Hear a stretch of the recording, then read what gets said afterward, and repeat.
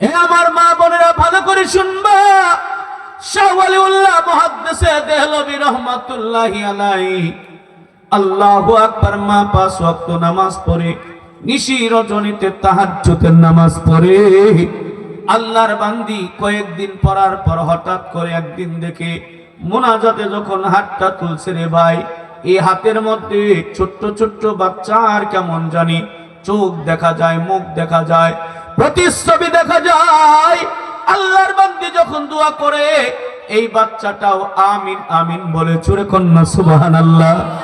আশ্চর্য হয়ে গেল, এটা কেমন কথা। একদিন 2 দিন দেখলেন, তৃতীয় দিন স্বামীরে ডাক দিয়া বলে, স্বামী আমার, আমি আর তাহাজ্জুদের নামাজ পড়ব না, দোয়া করব না। কেন কেন বিবি দোয়া করবা না?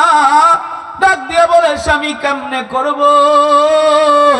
আমি যখন দোয়াতে হাত উঠাই, কে যেন ছোট্ট বাচ্চার চেহারা আমার হাতের উপর দেখা যায়।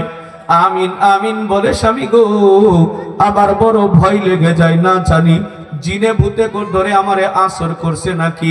জিন আমার হাতের মধ্যে এত সুন্দর চেহারা নিয়ে হাজির হয়ে যায়। স্বামী আমার বড় ভয় লাগতেছে গো স্বামী, আমি আর পারবো না, দোয়া করবো না, তাহাজ্জুদের নামাজ পড়বো না। স্বামীও ছিল আল্লাহর একজন ওলি। তিনি ডাক দিয়া বলে, বিবি রে, তোমার সিনেও ধরে নাই, ভূতেও ধরে নাই।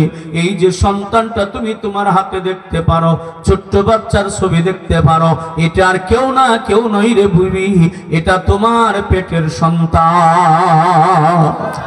ডাক দিয়া বলে, স্বামী এত সুন্দর জগজগা পকপকা অন্ধকার রাতের মতো পূর্ণিমা চাঁদের মতো দেখা যায় কেন?